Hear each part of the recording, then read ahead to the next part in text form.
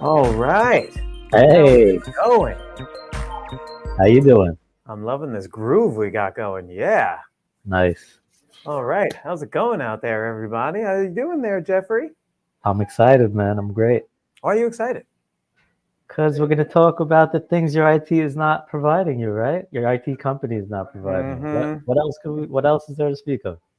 Right. I mean, come on. This is how much is more important than that? Well, Fish did announce their tour in the Oh, Sphere in yeah. Vegas in April, so we do have more important things to talk That's about. right. But Listen, if you guys were on one of our past Fish meetup webinar situations, networking events, you heard it from one of the guys there that Fish was one of the first people to test the speakers in there. Do you remember that, Jeff? yeah, I do. So now they've got 4 dates. All right. But anyway, back to this. You could always go on a tangent and talk about Fish forever. So today we've got listen, navigating IT excellence, questions for evaluating your IT service provider. So these are the things you should be talking about with your IT service provider to make sure they are providing what you need, right?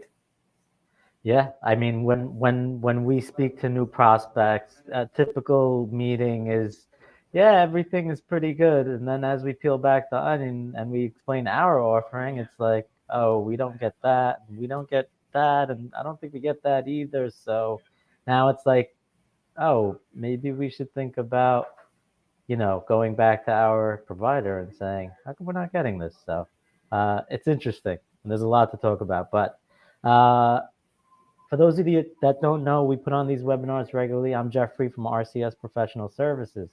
We're an IT service provider that's been in business for over 20 years in New York City and Atlanta, Georgia. And Norman and I have been working together from before that when we started in 1999, and we've been in IT for over 30 years. So we're excited to bring this to you. We've learned a lot over the years, and I don't know, where should we start, Norman? There's so much to talk about here. Well, let's kick it off with, all right, so you've got an IT service provider.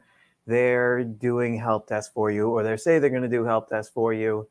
And yeah, great. That sounds like this easy thing, but it's not. And there are questions there you should be asking about how they are planning on providing help desk support for you. The thing I'm getting at is things like process. Are they process driven? Why is this so important, Jeff? Okay, I mean, look, we've been around a number of years, so we've learned a lot from our previous experiences. But in the help desk land, let's say there was no process, right? Ticket comes in, they get a call, they get a tech to work on it right away. Ticket is resolved by the tech on the first response, and you're good, right? Yay. What happens if that's not the case? What happens? What happens if the person's not available? What happens if you reach out to the person, they don't get back to you, but then they get back to you 3 days later? Where does the ticket go? Right. Is it in no man's land? How do you protect yourself from offering a poor service experience to your clients? What do we do? What are some of the things we do, and how have we navigated around that? And things like, what if there's more than one ticket? What if there's 50 tickets? How do you keep track of all this? Do you have some sort of map of the life of a ticket? And so for us, yeah, this is super important. Firstly, obviously tools to keep track of all these things. You got to have some sort of ticketing tool that's going to keep track of all these tickets and who's calling and who's not, and who is allowed to call. Well, I mean allowed to call as in who's the approvers, who are the, it's not just anybody that can ask for anything. Wow, there's so many different things now. Okay, well, let's take a step back. Let's take a step back Well, because it's getting crazy. yeah. What's the number one complaint we get when we do talk to a new prospect? There's a couple, right? But one of the biggest complaints they have with their current provider is response times. Why are the response times not where they need to be? I pay you, their current vendor, $2,000 a month, whatever it may be.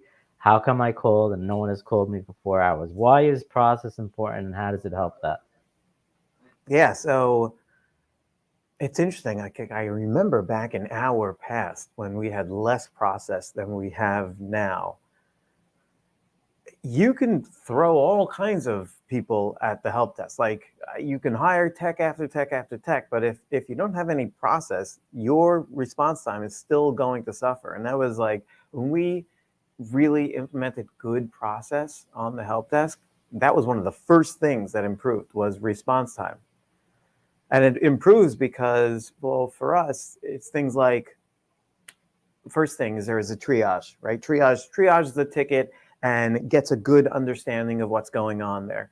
That ticket then goes into a queue, but it's not just a queue of, oh, there's a queue and techs can pick and choose and stuff. We did that for a while and that didn't quite, you don't quite get what you're expecting to get with that. No. We had a whole queue of what's first and what's not, man, taught everybody this is how it goes. No. We've got much better process now. And our process and we've worked so hard on that process. And I wonder if other companies have worked that hard on our process. Like our process now is tickets get assigned. There's no cherry picking anymore. There's no looking at the board and the ticket board and saying, oh, okay, I kind of want to work on that one. I don't want to work on that one. No. Now you just you sit at your desk. You get the next ticket. You get assigned the ticket. The most valuable piece we got out of that, I say, is to align expectations with the client. Right? Ticket comes in. We're going to work on it. Some things need to be worked on immediately. Not everything does. A lot of that is based on the nature of the issue and what's wrong and how it's impacting their work. But getting aligned with the client's expectations and getting aligned with them and then them getting aligned with us really, provides for a successful customer service experience, I would say, right? Because the worst thing we want to get is someone calling and say, how come nobody called me yet, right? The process that Norman's talking about is getting aligned on expectations, communicating. A lot of the complaints we get are simple. How come no one communicates, that we've gotten in prior lives? How come no one communicates? No one, it's okay. You could call me at whatever time, but just inform me, right? All those complaints have kind of gone away with these new processes, right? So, I mean, there's tons of process, right? Norman, you brought up the help desk process. There's processes for what?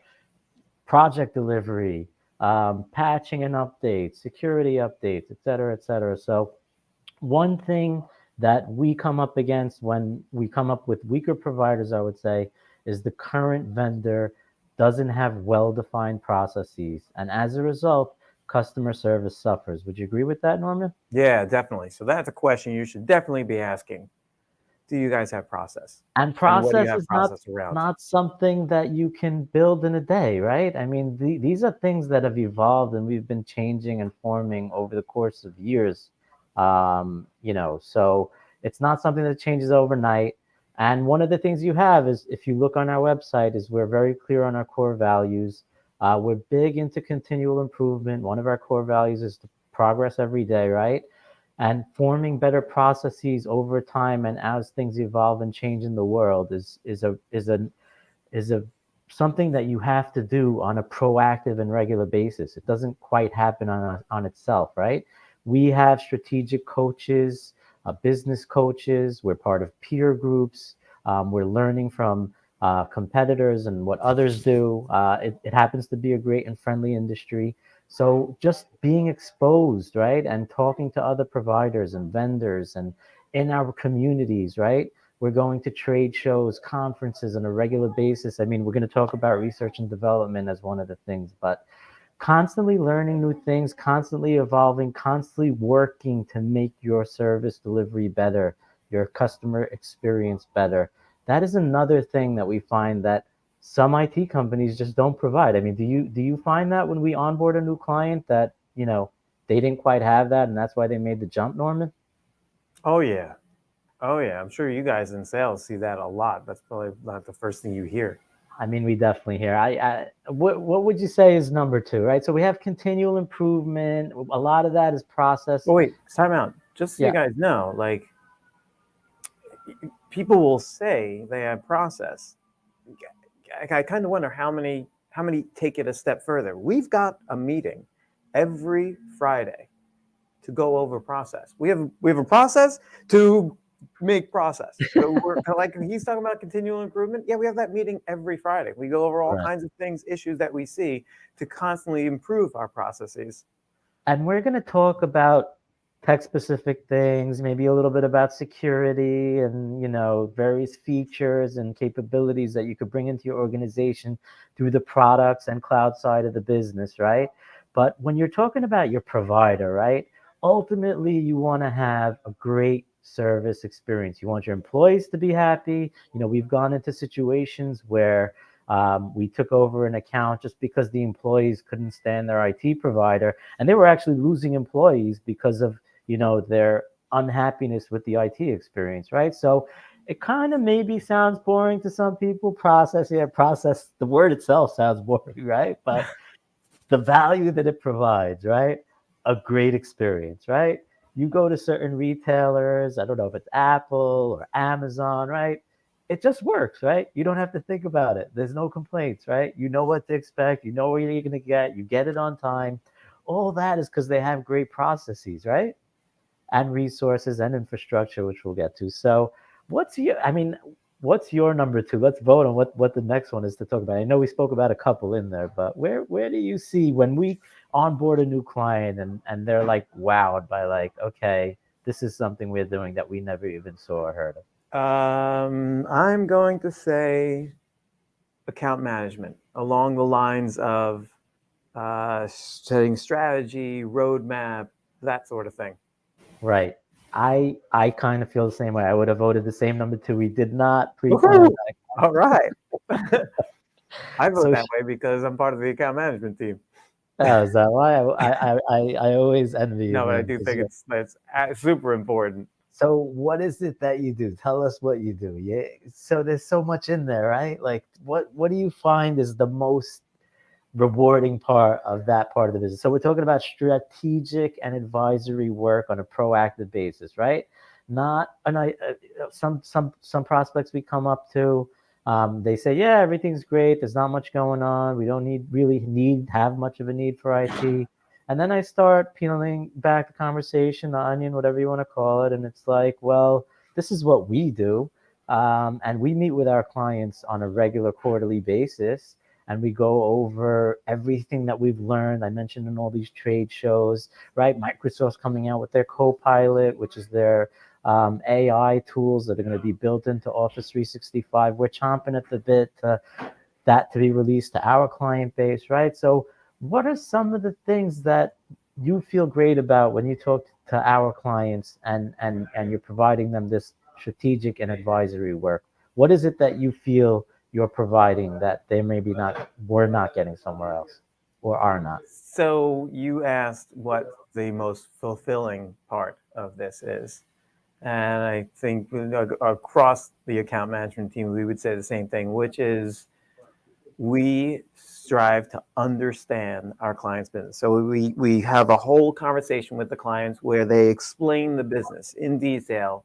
So because we want to understand that business. Why do we want to understand that business? Because we want to know how we can improve that business through technology. Like we know we're constantly seeing technology, constantly looking for new technologies, and that's why we go and we have these sessions with our clients to try to understand their business and then bring a new technologies to them. In fact, we had a client just today. We had a meeting. We had a business discovery meeting with them some time back, and in that business discovery meeting, he mentioned something that was like, oh, we see some other people are doing this, and we kind of would want to do something like this, and it would be helpful for our clients. So we went out and looked for a technology to do that, and we actually told them the technology today. And it's great because if that goes well, that's another revenue stream for them. That's a revenue stream they have completely do not have. It will benefit them. It will benefit their clients. It could be great. And that's just something that came out from our trying to understand their business. It's these sort of things that are the most fulfilling to us. So you're saying you're getting strategic with them. You're not just like, the computer guy, right? Fixing the computer, Geek Squad, whatever it is. But it's very important, at least for the clients that, we're trying to work with, where they value technology in their business. They see it as something strategic that could help them.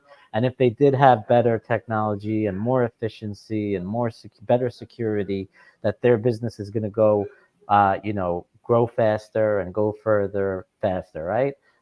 So you're saying that you get in front of the C-level executives, right? And you're understanding their plans, right? You're getting their attention. What's your growth plans? Are we going to open more locations, more product offerings, whatever it is? And then how can we help them, right? So Exactly. they have problems or challenges or opportunities, right? Depending how you want to look at it. And then we're helping them with solutions. Is that how it goes? Yeah, exactly. We're helping them with solutions. We're helping them, firstly, is figure out what the thing is that they're trying to get at, and then getting to solutions. So Absolutely. maybe let's pivot to the product side of the business here. Okay. So we offer a lot of solutions, right, around various different areas, largely around productivity and risk reduction. What are some of the things when we take on a new account and it's like, I don't know how they didn't have this before, right?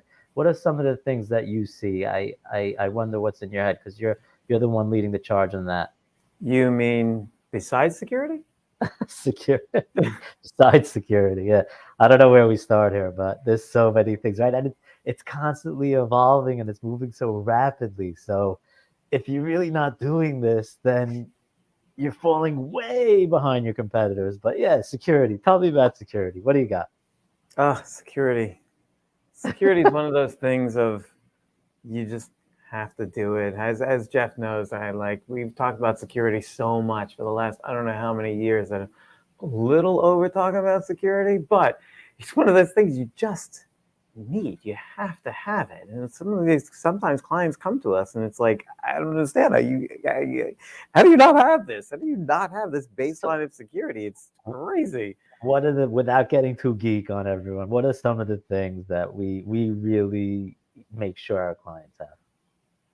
Email security, login security, uh, computer hacker detection, and what's my fourth? Oh, a mobile device management solution, so you can actually keep track of machines and stuff, and make policies on them. It's this kind of like suite of security products that will get you to at least a good security standpoint. Well, let's just talk about one because we could go on forever there. But I know I don't like to remember all my passwords. I don't think anyone does. Yet I'd like to be secure, right? So I want to have the same password everywhere, but I know that that's insecure. So what is it that we provide that helps our clients with that? Oh, one of my favorites. I can't believe you brought this up. Was this is not on the on our little agenda? Okay, And SSO. we do find that most clients don't have this when we run into a new No, client, right? no, and it's just this is one of those things. It's win-win for everybody. The admins, the users, like everybody wins on this one.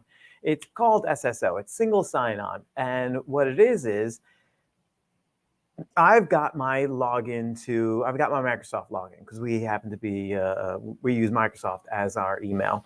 So I've got my Microsoft login. Microsoft has become really good at security. Like they have got a whole part of the company that's just dealing with security, and they've become a great security company. Forget all the other products; they've become a great security product company. So when I log in to Microsoft, it's doing all kinds of security around that login. It's even if I have the username, password, and the MFA correct, they may still not let me in. Why? Because they are looking at so much more in that login. Did I log in from New York and then log in from Japan 5 minutes later? You can't get from New York to Japan in 5 minutes. And they'll see something like that on the login and they'll flag it.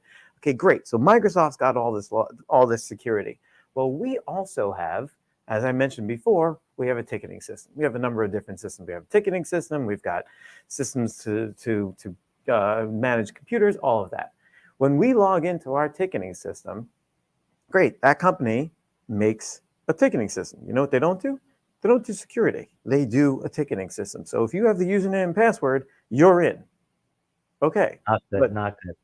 But that's great. That's the username and password. But what if I was able to apply Microsoft security, which I just went on about, to the login for the ticketing system? And this is what SSO does. When I go to the ticketing system and I go to log in, it actually sends me to Microsoft for the login. I log in on Microsoft, and then it sends me back to the ticketing software and says, yeah, this is cool, let him in. What did I get out of that? I got everything. I got Microsoft security. I've got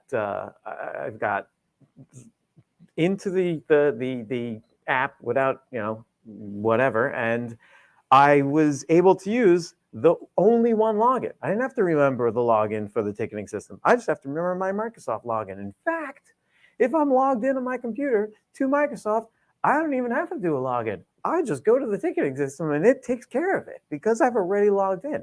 And this is the greatness of single sign-on.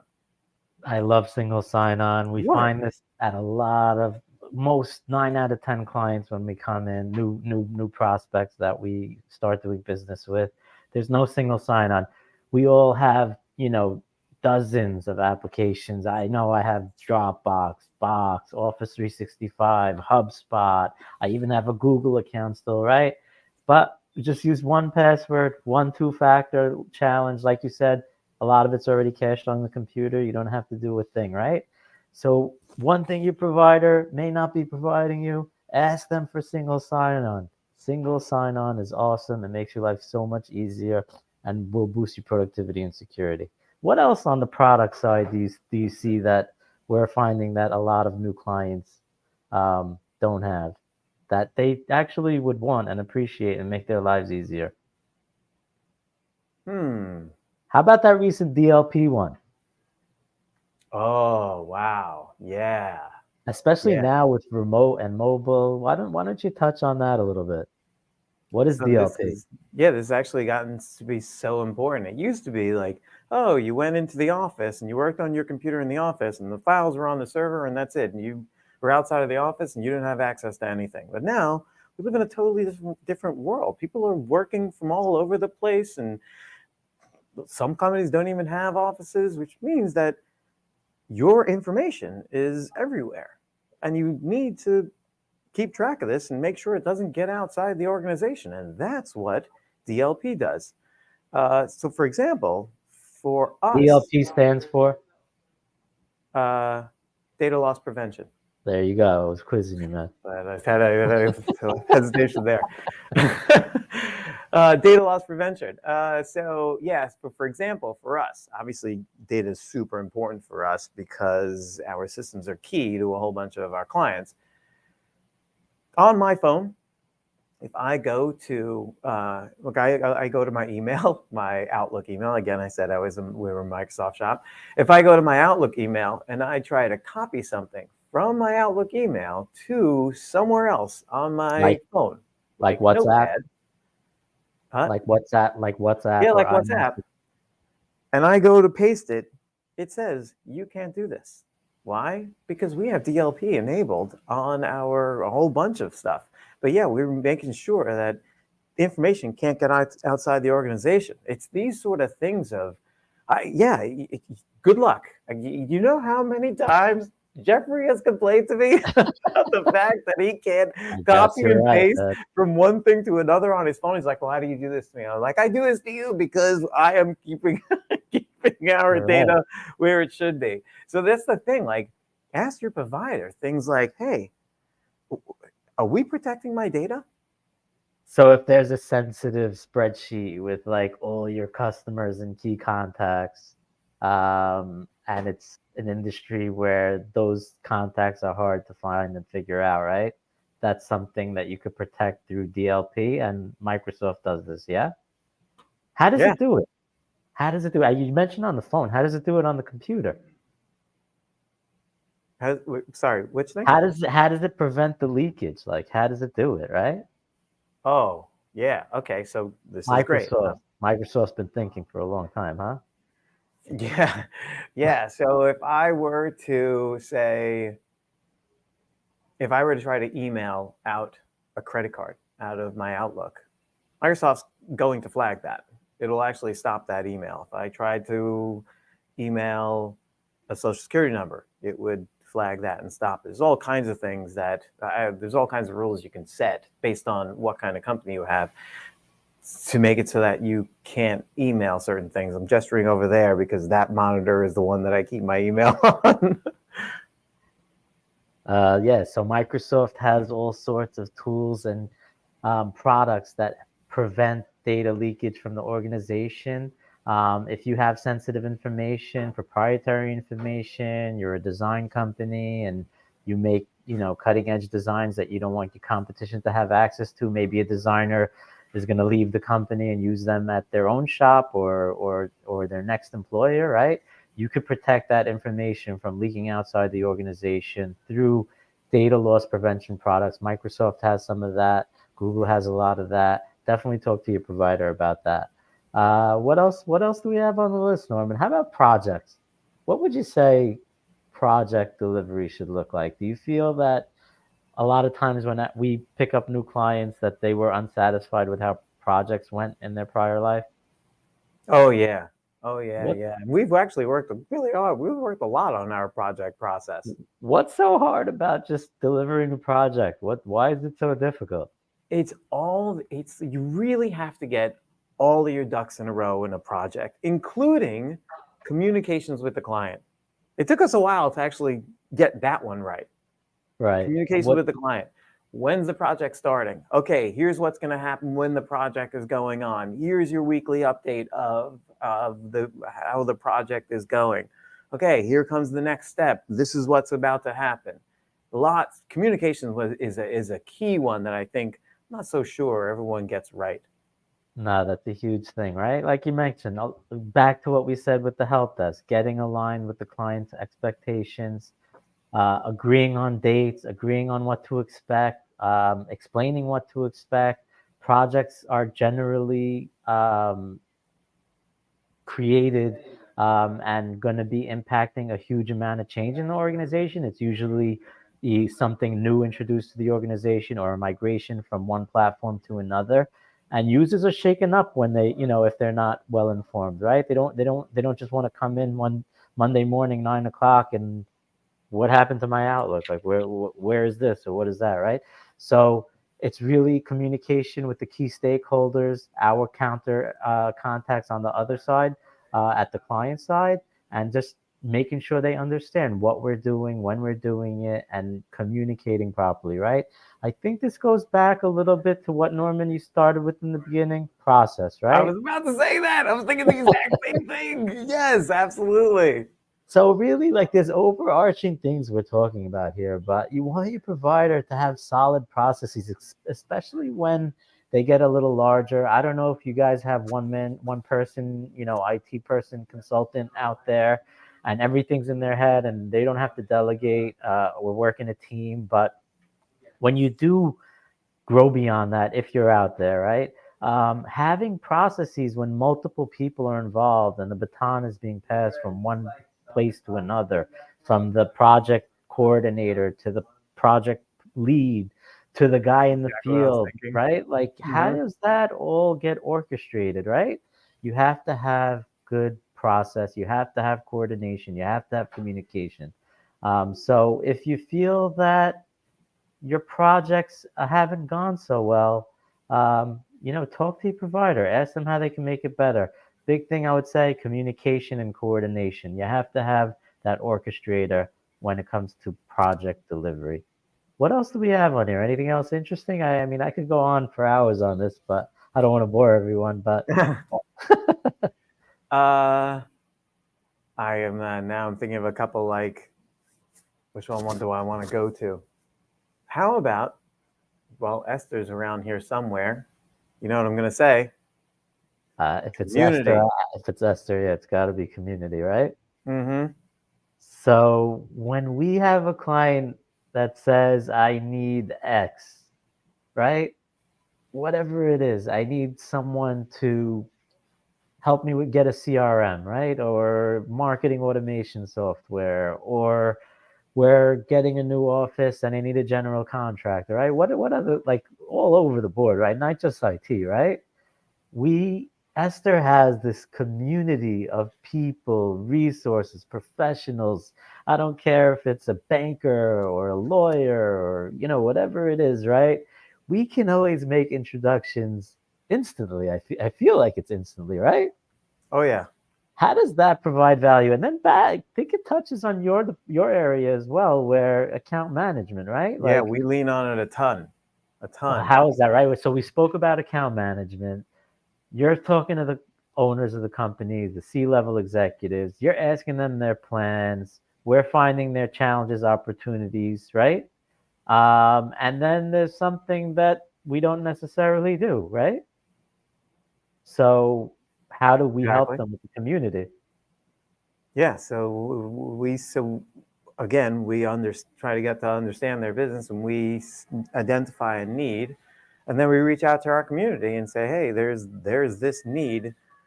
I know there's someone, I know you do this, wherever I'm talking to in our community.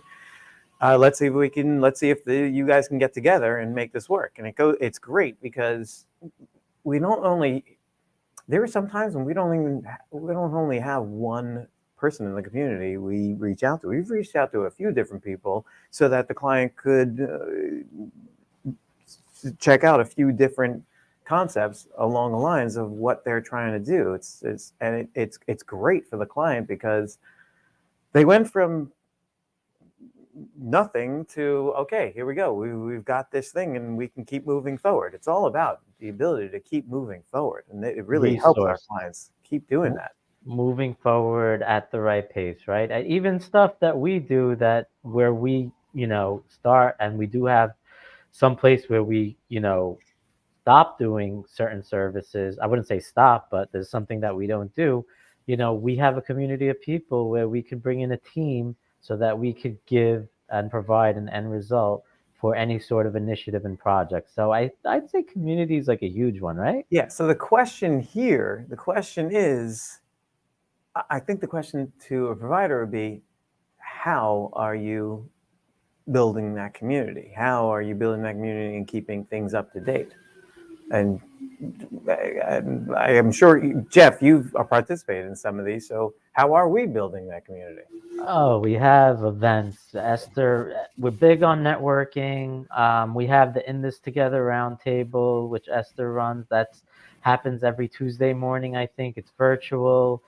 We have in-person events where we're Wait, what's always. the In This Together roundtable? In This Together roundtable is a networking group that started virtually during the pandemic. It's professionals and business owners and entrepreneurs that get together. It's on our website. You can check it out. Anyone's welcome to join. Any business person, professional that wants to network and create, meet new people, make new connections, help give opportunities, find opportunities. So we do a lot of that. We also have the Sunset Social once a month in Florida, where we are, again, I think the last event had about 80 people. We're meeting all sorts of people in the various geographies that we serve in, and we're able to make introductions so that people can help our clients. Nice. So what else do we have? I mean, I don't know. We touched on a lot of things here. I don't know if there's anything else we want to touch on, but what about our people? What would you say about our people? And do you think that that's something that some companies don't feel so great about from their IT provider? Oh, yeah. So for us, it's all about core values. We will hire and fire based on our core values. So I guess the first question to an IT provider would be, do you have a set of core values, and what are they? Well, that's one, right? And the other is your provider, sometimes they just don't like them, right? For various reasons, right? But the people, I shouldn't say the company, but some of the people that they send, like we've heard complaints like that. Look, not everyone's perfect, whatever it is, but we are, we're pretty proud of our hiring process. We've gotten really good at it, attracting the right people, hiring the right people. And I feel that, we have a pretty awesome retention rate. And like you mentioned on core values, right? We have certain things that are non-negotiable. Being a learner, continual improvement, doing things the right way, helping our clients, a lot of customer service oriented features that we want to see out of people, right? So, I'd say one thing that not all of our, that what we see that our potential prospects don't have is sometimes they just don't love the people that they're working with, right? Right. It's I'm not true. saying I'm not saying it's all the time. Like definitely not. Like I'd say probably 7 out of 10 are do like the people. Sometimes there's a situation where it's not the right fit because of size or stuff like that. But um, I think finding people that you like to work with is critical, and sometimes we do run into that where there's just not an alignment there, right? Yes. Yeah, exactly. So, what else do we have on? What about research and development? We did talk about that a little bit. No, you touched on, you said it for a second. You said we would get to it, so it's good. Let's get Let to it. let's end maybe end on this one, unless you have another one. But this is almost everything for what some companies are not getting out of their IT, right? What would you say about the importance of research and development and what a company should expect? Right. So that goes back to that question to your IT provider are of, hey, are you just a help desk or are you more? And for us, yeah, research and development is such an important thing, and we concentrate a ton on it. We go to trade shows to learn about what's out there. We're constantly looking at new technologies. In fact, we have a meeting, I think it's on Mondays, where we go over new technologies we ran across that week. And as far as products that are like in our core, yeah, it's so important to constantly be looking at what your offering is and how it's changing. In other words, Microsoft's always putting out new features. You got to stay on top of that. And in that same vein, who else is in that? Who else is in that space? What other vendors are in that space? Maybe someone else is doing something better. And then, okay, there's this new thing that really needs to be learned and understood and communicated to the account management team so they can communicate it to the client, communicate it to the projects team so they can install it if we decide to go that route, communicate it to the help desk team so that they can support it if it comes their way. Yeah, Right. research and development is so important for us. So yeah, we're like Norman said, we go to trade shows, conferences. There's miles and miles of vendors that have tons of this and antivirus and EDR and MDR and XDR and cloud this and cloud that and so how do you take that on and without experimenting on a client and just making them the guinea pig, right? You have to have a research and development function and dedicated resources that are vetting products, learning price points, understanding relationships, right? It's not even just the product itself. It's also the way that they distribute it, the way that it affects the client's experience and stuff like that. So research and development, right? You don't want to be asking your provider, hey, how come, why don't I not have, I don't know, why do I not have EDR or XDR? Why do I not have my files on the cloud? Whatever it is, maybe that's a little bit of an older one, but you Right. know, Think of something that's like happened in the last few years. EDR, MDR, that happened in the last few years. If you weren't doing research and development, you would have missed that whole category of security that's super important. opening up yourself to cyber attacks and all these crazy things, right? That's just one example. And even like Microsoft Office 365, you could spend, like Norman said, there's so many things we discussed, data loss prevention, we didn't learn that on our own. We have a research and development function that's like combing through those things, understanding features, benefits, price points, and then testing it before we actually implement it, right? So you want to see your provider giving you information and offerings and solutions that you didn't have to learn on your own because a friend told you, right? You want your provider telling you that, right? So you really want someone who's on the cutting edge with research and development and introducing you to new great ways to improve your business. Would you agree with that, Norman? Absolutely, absolutely. Like, you know what? I'm curious about so people that are out there watching. Do you have any suggestions or things that the clients should be asking their providers? Any questions? Any comments? If you got any of that, and you want to hop on, you can. Alex posted the link in our comments field. You can hop on that link, and we can put you on, and you could ask your questions, or just type it in the chat. But more fun if you come on the show. Let's see if they respond. What events do we have coming up? Ooh, let's see. Hang on. We've got. So you mentioned the In This Together Roundtable. You mentioned Sunset Social. When's the next Sunset Social? That's such an awesome event. I wish I was in Florida for this. Can't believe how many people they get down there. It's great. It's on a thing. It's like on a balcony, over the beach and drinks. It's sick. Let's see. What else is next? Fish. Yes. When's our next fish one? Let's see. I think that's December 6th. Fish, December 6th. Like we said, we have a community of fish lovers, that entrepreneurs, business people. Join us on December 6th at 2 p.m. on LinkedIn Live. We also have a co-pilot. Wait, that one's a great one. That one's a great one because anybody can participate in that one. It's a networking event. You come on the show again, just like that. You click the link and you come on the show. And you can tell us about your business, and we can see if anybody else in the show has something that can help you, or you can help someone else. There it is. Connections have happened on that one, and that's actually very cool. Okay, what's next?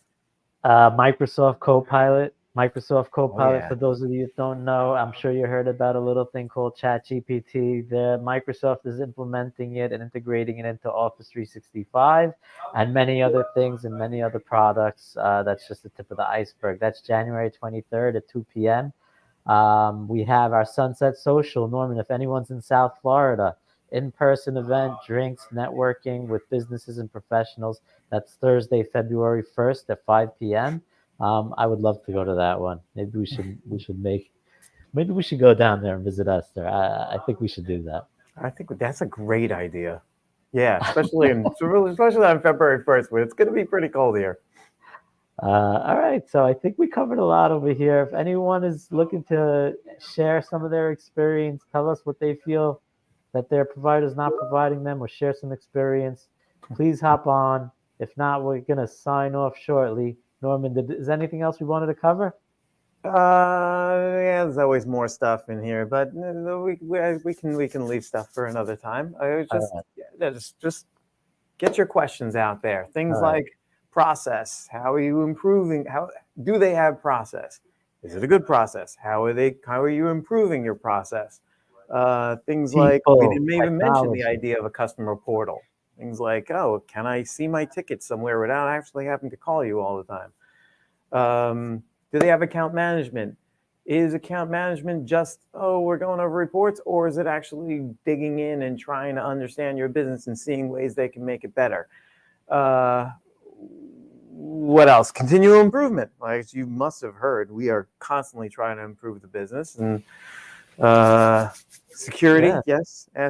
Research and development is part of it. Account management, process, all those things, they're all intertwined. One helps the other, and you have to be kind of giving it to your clients on a continual and regular basis. So I don't know. This is great. Team. You need a good team. You got to have good people. Are they a good team? You got to have a good people. Without good people. All right, everybody. Thanks so much, guys. Really, thanks for spending this time with us, and looking forward. Again, if you're a Fish fan or a Jam Band fan, December 6th, 2 p.m. LinkedIn Live, 2 p.m. Eastern. Please join us. Thanks, guys. All right. Bye bye, everybody.